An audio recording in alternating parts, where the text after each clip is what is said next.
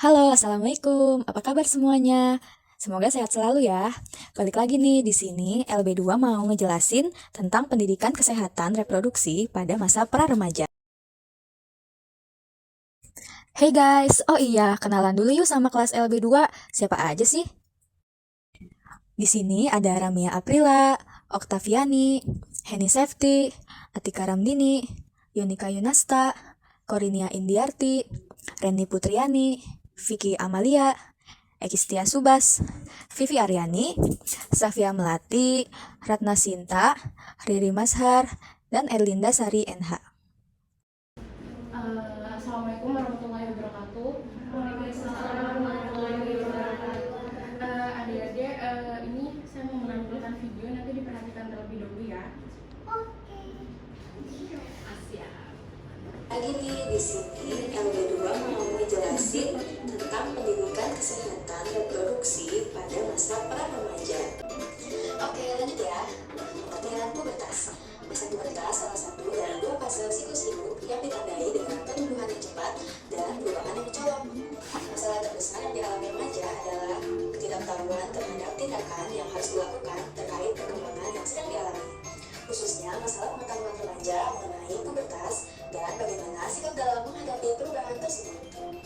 Pubertas adalah masa di mana seorang anak mengalami perubahan kematangan fisik, psikis, dan seksual. Pubertas dalam kehidupan kita biasanya dimulai sekitar usia 8 sampai 10 tahun dan berakhir sekitar usia 15 sampai 16 tahun. Kita lanjut lagi. Pada masa ini, pertumbuhan dan perkembangan terjadi dengan cepat. Pada anak perempuan pubertas ditandai dengan haid pertama atau menarj, sedangkan pada anak laki-laki ditandai dengan mimpi basah.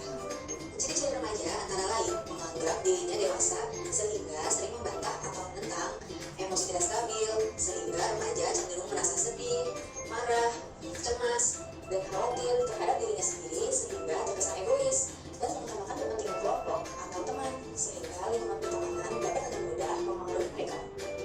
Remaja mudah terpengaruh oleh lingkungan dan budaya baru yang seringkali bertentangan dengan kebiasaan atau aturan di masyarakat, dan mereka sangat ingin tahu tentang hal-hal baru yang mengarah pada perilaku coba-coba yang tidak didasarkan pada informasi yang benar dan jelas.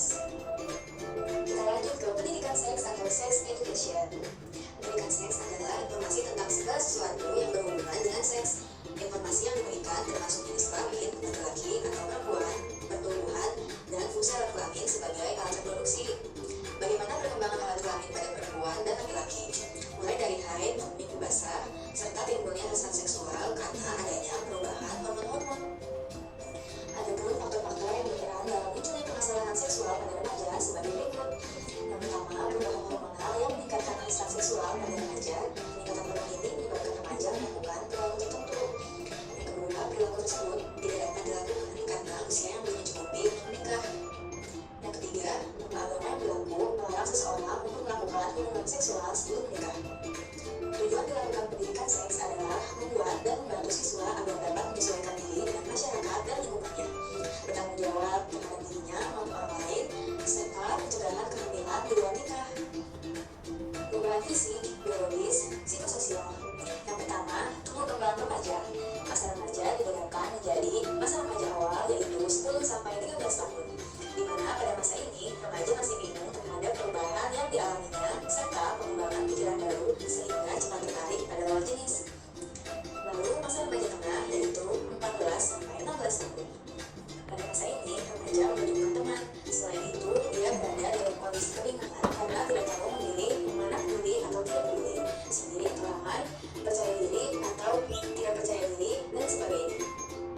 Oke, lanjut nih. Masa remaja akhir yaitu 17 sampai 19 tahun. Pada masa perubahan menuju periode dewasa ditandai dengan pencapaian 5 hal, yaitu yang pertama, keinginan yang makin mantap terhadap fungsi kecerdasan. Yang kedua, memiliki kesadaran diri untuk mencari pengalaman-pengalaman baru dengan orang lain. Yang ketiga, identitas seksual terbentuk dan tidak beda lagi. Yang keempat, selalu mencari perhatian pada diri sendiri. Dan yang kelima, terdapat batasan yang memisahkan dirinya sendiri dengan masyarakat umum. Nah, di sini juga ada ciri-ciri pubertas pada perempuan.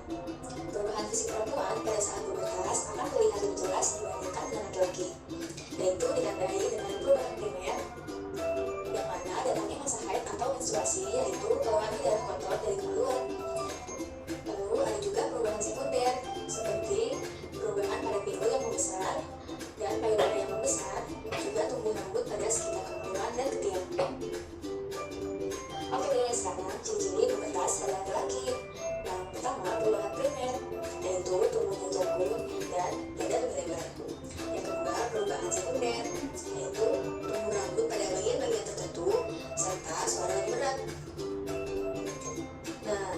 psikis juga terjadi baik pada remaja perempuan maupun remaja laki-laki mengalami perubahan emosi, pikiran, perasaan, lingkungan pergaulan, dan tanggung jawab, yaitu berkumpul di luar rumah bersama temannya, suka membantah atau melanggar, remaja ingin menonjolkan diri atau bahkan menutup diri, remaja kurang mempertimbangkan maupun menjadi sangat tergantung pada temannya. Lanjut lagi nih, kita juga bisa tahu loh gimana sih sikap dalam menghadapi masa pubertas. Yang pertama, bersikap tenang dan percaya diri. Yang kedua, bersikap jujur dan terbuka kepada orang yang kamu percayai jika terjadi perasaan yang tidak enak. Yang ketiga, jangan minder pada seseorang atau bahkan pada diri sendiri. Dan yang keempat, menambah pengetahuan agar tidak kaget, minder, bahkan bingung sekalipun bila terjadi perubahan. Oh iya, gimana sih cara menjaga kebersihan atau reproduksi? SPFK atau BAB membasuh kemaluan dari depan ke belakang, mengganti celana dalam 2 kali sehari. Yang ketiga, menggunakan celana dalam yang menyerap keringat.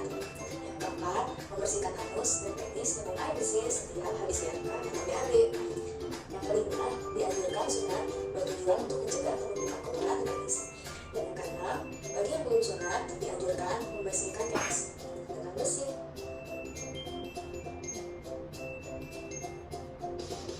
Oke guys, itu dia informasi mengenai pendidikan kesehatan reproduksi pada masa pra-remaja. Thank you for watching guys, sampai jumpa lagi. See you. Assalamualaikum. Terima kasih ya sebelumnya adik-adik udah bersedia hadir di kampus Universitas Aisyah Yogyakarta ini. Nah sebelumnya perkenalkan nih, kami dari mahasiswa kebidanan. Dari kampus ini kami jadi siswa dari sini. Tadi udah lihat kampusnya belum? Belum? Gak apa, nanti di sini lihat ya. Nah, tahu nggak tujuan adik-adik dikumpulin hari ini ngapain? Belum tahu? Jadi di sini sebenarnya kakak-kakak semua yang ada di sini tuh pengen sharing gitu, pengen berbagi, pengen cerita kepada adik-adik mengenai materi yang judulnya itu pubertas atau masa balik. Sebelumnya pernah dengar belum? Pubertas atau masa balik itu apa? Belum ya? Oke, nah kenapa? Itu adalah salah satu alasan kenapa kita pengen sharing biar kalian semua ini tahu. Oke. Nah, sebelumnya tadi udah nonton ya videonya. Nah, sebenarnya kita bakal ngejelasin lebih rinci lagi atau lebih mengolah bahasanya biar dimengerti gitu ya oleh adik-adik dari video tadi.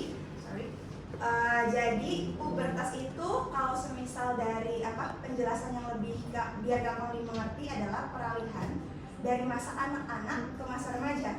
Jadi dari tadi nih adik-adik yang dari kelas 1 sampai kelas 4 SD atau kelas bawah-bawah. Nah, itu tuh kan masa anak-anak. Nah, pubertas itu peralihannya. Jadi setelah dari masa itu kayak beralih atau beranjak gitu, pindah ke masa yang lebih dewasa gitu. Jadi menuju ke kedewasaan gitu ya.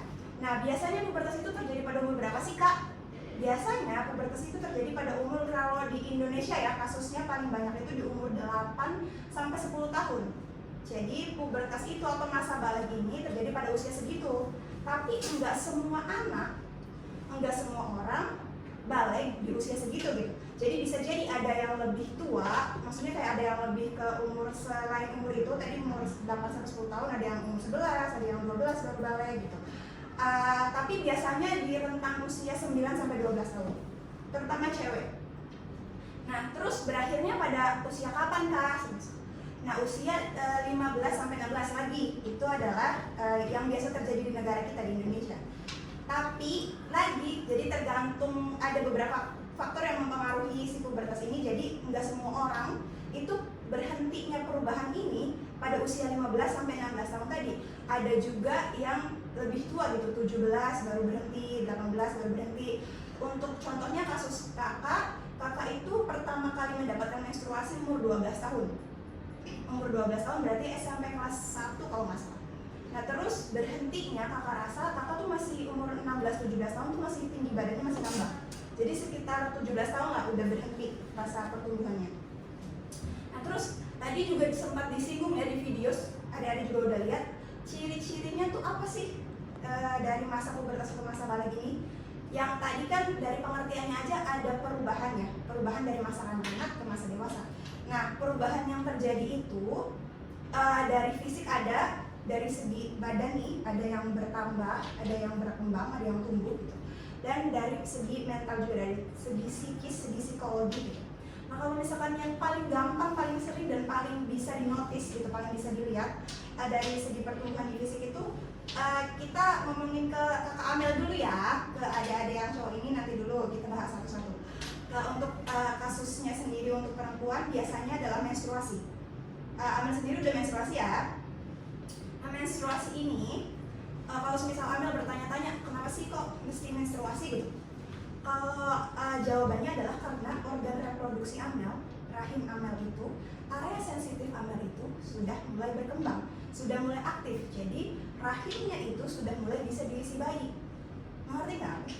Jadi seperti itu. Jadi kayak apa ya kan? Kalau mama kalian hamil nih, itu kan kalian kan di perut mama kan? Nah di perut mama itu namanya rahim kalian, boboknya di situ, tinggalnya di situ selama di perut. Nah itu sudah mulai aktif, sudah mulai bisa diisi bayi. Istilahnya kayak penjelasan lebih gampangnya gitu kan. Nah kemudian untuk Amel lagi, masih untuk perempuan itu ada perubahan-perubahan yang terjadi lagi nih, kayak pembesaran di berbagai, maksudnya kayak di beberapa area, kayak di bagian dada Amel sama di pinggul Amel. Itu kenapa juga sih kan terjadi? Semua itu ada tujuannya. Jadi kalau misalkan ininya misalkan Amel udah mengalami kan, jadi di sini maaf ya adik-adik, ini memang topiknya sensitif tapi insya Allah ini sangat berguna. Jadi biar nggak kaget juga, jadi kita nggak ada tabu-tabuan di sini, nggak ada kita niat buat sharing hal-hal yang jorok atau gimana. Tapi ini untuk pengetahuan, untuk istilahnya nanti kedepannya gitu biar paham. Nah jadi kalau semisal buah dada atau bagian dada perempuan itu kenapa sih membesar ya, karena tadi persiapan untuk menjadi ibu gitu. Jadi sama halnya kayak area sensitif Amel, ini juga buah dada juga berkembang atau membesar itu sama buat nanti persiapan jadi ibu. Kemudian di bagian pinggul juga sama. Nah sama Amel juga merasain nggak ada pertumbuhan kayak bulu-bulu di ketiak sama di area sensitif, ada kan? Nah itu berarti tanda-tandanya sedang mengalami balik atau masa pubertas tadi. Nah sekarang ke bagian cowok-cowok nih, udah siap belum? Nah untuk perubahan yang terjadi pada laki-laki sendiri nih, buat adik-adik cowok nih, biar nanti pas masa peralihan kalian dari masa sekarang ke masa yang lebih dewasa, biar nggak kaget nih kakak kasih tahu sekarang. Nah nanti adik-adik suka lihat nggak kalau ayah-ayah atau mas-mas yang lebih tua itu di sininya kayak ada tonjolan itu? Suka ya? Kok enggak? Emang ayahnya nggak punya jakun? Nah itu namanya jakun. Nah itu adalah salah satu ciri yang nanti bakal adek dapet juga nih ketika adek udah dewasa. Jadi nanti pas adek udah gede bakal ada jakun. Paham ya? Nah kemudian yang kedua, nanti suara adek-adek nih bakal berubah jadi lebih berat. Suara sekarang kan lagi cempreng-cempreng gitu ya. Nah nanti pas udah gede suaranya tuh berubah jadi gagah gitu kan. Woi, kayak gitu. Nah terus bagian dada sama bahu adik-adik juga jadi lebih lebar, jadi lebih apa ya, kayak orang yang nge-gym gitu, jadi kayak memperlihatkan kalau adik ini laki. Gitu. Nah terus nanti juga bakal ada tumbuh-tumbuh rambut di bagian tertentu kayak di tete, kemudian kalau ini kan cowok ya, nanti di kumis juga ada, di jenggot juga tumbuh, terus kalau misalkan ada keturunan berewok pasti jambang sampai kesininya tumbuh juga gitu. Nah itu ciri-ciri perubahan yang terjadi pada wanita atau perempuan sama laki-laki. Nah terus kak, kalau semisal kita ngalamin perubahan-perubahan itu kita harus gimana ya kak semisal? Nah tugas adik-adik sebagai istilahnya anak-anak yang beralih dari masa anak-anak tersebut ke masa remaja itu kayak jangan heran, jangan bingung, yang ada harus kayak istilahnya nerima. Sama karena betul harus nerima, harus legowo. Dan karena sekarang kan udah dapat materinya ya, udah tahu gitu. Nah dari situ kayak harus ditanamin nih dalam pikiran kalau misal, oh saya ngalamin tanda-tanda perubahan kayak gini nih, kata kakak yang dari Nisa itu ini nggak apa-apa. Iya karena memang nggak apa-apa, karena semua orang, semua anak-anak yang beralih dari anak-anak remaja itu mengalami proses-proses perubahan ini. Jadi jangan takut kayak, oh ini tuh aku ngalamin kayak gini, ini tuh bener nggak ya? Apa aku yang aneh sendiri? Atau aku ini freak? Atau gimana? Nggak, jadi ya nerima aja kalau ini tuh, ya ini tuh pasti terjadi sama aku gitu. kalau semisal masih ragu atau gimana bisa ditanyain. Kalau misalkan untuk laki-laki bisa tanya ke kakak cowoknya atau mas-masnya atau ayah gitu. Kalau kayak kasusnya Mbak Amel ya nanya ke mbaknya atau kakak ceweknya atau ke mama gitu. Nah terus yang kedua, karena ini kan masa remaja juga beralih dari anak-anak ke masa remaja juga kan mengaruhi, ada perubahan nih dari segi pikirannya, dari segi logikanya juga mulai jalan. Kemudian kalian tuh udah mulai bisa membedakan mana yang benar dan mana yang salah. Tapi ini baru mulai, belum kayak istilahnya bisa membedakan gitu. Karena apa? Karena masa remaja itu istilahnya anak-anak tuh belum kayak teguh pendirian gitu, masih ikut terombang ambing gitu, istilahnya masih ikut arus. Kalau temennya ke A ya ke A gitu, ikutan ke A, kalau temennya B ya B gitu. Nah dari situ kita tuh harus apa ya, maksudnya adik-adik ini harus kayak membentengi diri, harus mulai mengerti untuk istilahnya selektif memilih teman. Kayak memilih temannya nih harus pilih-pilih gitu. Jadi kayak nggak boleh milih teman sembarangan. Maksudnya pilih-pilih di sini juga istilahnya ke arah yang lebih baik ya, nggak kayak semisal nih Ali semisal. Jadi pilih-pilih temannya tuh berdasarkan kasta keluarganya gitu. Semisal Ali ini handphonenya iPhone, semisal. Nah di sekolah nih Ali mau berteman hanya dengan yang punya iPhone aja. Nah itu pilih-pilih teman yang salah. Kalau pilih teman-teman yang maksudnya harus milih teman di sini itu adalah pilih teman yang kalau misalkan usianya Mbak Amel ya harus memilih yang sekiranya seusia sama Mbak Amel. Kalau seusianya Ali dan Zaki ya harus bertemannya sama yang sebaya, yang seusianya Riza sama Zaki. Kenapa sih Kak harus kayak gitu? Yang ditakutkan kalau misalkan teman-temannya itu lebih dewasa, dan mending ya kalau misal teman-teman misalkan kayak Mbak Amel nih, teman-teman dewasanya nih, teman-teman kakak kampus kayak gini atau kakak SMA itu, mereka tuh membawa dampak positif gitu bagi Amel atau adik-adik ini. Tapi kalau misalkan mereka membawa dampak negatif, itu kan yang menjadi istilahnya menjadi masalah gitu ya, menjadi yang ditakutkan gitu. Nah maksudnya di sini kan kenapa sih udah milih-milih teman? Ya karena biar tidak terjerumus ke dalam pergaulan yang salah gitu, pergaulan yang memang istilahnya apa ya, yang bisa merusak diri kita gitu. Karena kan adik-adik ini kan istilahnya penerus bangsa ya. Kalau misalkan kita nih, generasi kita sekarang itu ya generasi yang sedang istilahnya mempertaruhkan bangsa dan negara. Nah generasi berikutnya itu kan adik-adik gitu. Kalau semisal adik-adik mulai dari sekarang aja bergaul dengan anak yang salah, kemudian terjerumus ke dalam pergaulan tersebut, ya berarti kan mengorbankan masa depan adik-adik gitu. Seharusnya adik-adik ini usia segitu gitu lagi asiknya belajar, main sama teman, mengembangkan diri dan segala macam, kemudian terjerumus ke dalam pergaulan tersebut, jadinya kayak pupus semua gitu harapan dan cita-cita yang adik-adik pengen. Entah itu karena misalkan kasusnya Amel, maaf ya, bukan maksudnya istilahnya di anak umur usia Amel gitu, perempuan misalkan hamil duluan gitu kan, itu kan maksudnya di usia belia yang harusnya kayak Amel gitu, belajar, berangkat sekolah, jajan sama teman segala macam, tapi harus udah di rumah gitu ngurus anak. Amel bayangin Amel mau kayak gitu nggak kan? Jangan sampai, apa pesan jangan sampai. Jadi makanya kenapa harus pilih-pilih saat berteman. Terus kalau misalkan nanya gimana ya Kak caranya biar kita tuh bisa terhindar dari hal-hal kayak gitu, sekarang kan Amel nih kasusnya apalagi udah masuk SMP ya. Di SMP tuh kan banyak kegiatan-kegiatan ekstrakurikuler ya, kayak misalkan PMR, pramuka, paskibra, atau misalkan kayak school clubnya ada volley, ada soccer, futsal, ada apalagi basket, misal. Nah itu tuh bisa diikutin, jadi biar kayak Amel tuh apa ya, menyibukkan diri gitu dengan kegiatan positif agar diri Amel juga lebih berkembang. Jadi punya kemampuan berorganisasi juga itu positif. Nah terus bisa juga kalau misalkan terlalu males deh kayaknya ikut organisasi gitu karena aku nih anaknya introvert banget gitu kan misalnya. Nah cari hobi yang positif, misalnya kayak kalau kakak karena emang kakak anaknya nggak suka keluar, jadi hobi kakak nonton film sambil belajar bahasa Inggris dari situ. Nah itu juga bisa jadi solusi buat kayak mengalihkan pikiran Amel biar nggak kayak keluyuran kemana-mana yang nggak jelas gitu kan. Nah itu. Nah terus buat yang cowok-cowok nih barangkali pengen ini, bisa hobinya tuh olahraga.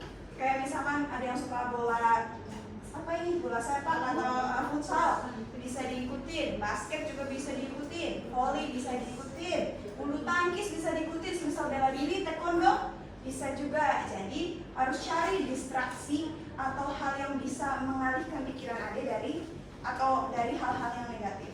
Itu sih kalau dari kakak. Sampai sini gimana? Ada yang ngerti nggak? Bisa dipahami ya maksudnya. Nah, terus untuk materi selanjutnya kakak Reni yang akan menyampaikan. Kakak mau melanjutin penjelasan dari kakak Ekisnya, cuma menjelaskan beberapa. Yaitu ada perubahan psikis atau sering kita sebut perubahan emosional, perubahan pikiran dan lingkungan serta tanggung jawab pada remaja, perempuan dan laki-laki. Jadi itu ada 4. Yang pertama itu lebih sering berkumpul. Jadi sering berkumpul kan sama teman-temannya. Nah, itu juga disebut perubahan. Kemudian yang kedua itu ada sering membantah orang tua. Sering nggak? Enggak ya. Yang ketiga itu remaja ingin menonjolkan diri atau bahkan menutup diri. Kemudian yang keempat itu sangat bergantung kepada temannya. Kemudian ada sikap dalam menghadapi masa pubertas itu ada 4. Yang pertama tenang, bersikap tenang. Kemudian percaya diri. Yang kedua bersikap jujur dan terbuka. Yang ketiga itu ada jangan minder, pokoknya harus percaya diri, nggak boleh minder. Kemudian yang keempat menambah pengetahuan biar menghadapi rasa minder, rasa agar tidak kaget, kemudian rasa bingung. Jadi itu harus menambah pengetahuan, belajar dari apa aja, yang penting positif ya. Oke, yang terakhir itu menjaga kebersihan organ reproduksi baik perempuan dan laki-laki. Yang pertama sih ngejelasin buat perempuannya ya. Yang pertama mandi sehari harus 2 kali. Mandi 2 kali atau gimana sehari? 2 kali ya. 2 kali ya. 2 kali sehari. Itu sih. Iya 2 kali sehari. Kemudian yang kedua selama menstruasi atau haid itu menggunakan pembelut atau kain bersih untuk menampung darah mensnya. Ya, pembelut. Nah, kemudian yang ketiga mengganti pembalutnya 4 jam sekali selama masa menstruasi. Kemudian yang keempatnya buang air kecil itu harus mengganti pakai celana dalam. Kemudian membersihkannya dari depan ke belakang. Kemudian yang terakhir itu menggunakan celana dalam yang menyerap keringat. Kemudian buat anak laki-laki yang pertama mandinya juga 2 kali sehari. Kemudian yang kedua mengganti celana dalam 2 kali sehari. Kalau tadi kan 2 kali sama, perempuan juga 2 kali. Kemudian membersihkan daerah kemaluan kemaluannya. Kemudian yang keempat itu sunat atau ya untuk menghindari penumpukan kotoran, jadi dianjurkan untuk sunat nanti. Ya, jadi kalau udah rada gede sunat ya. Takut kan sunat. Sama Mbak Leni dikasih HP.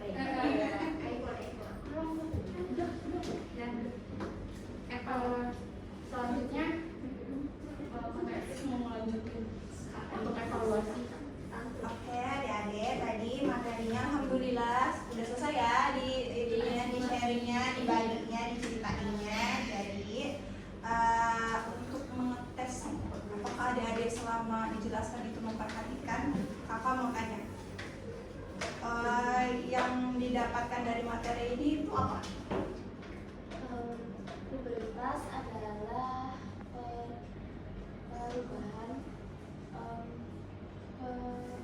perubahan dari masa kanak-kanak ke masa remaja.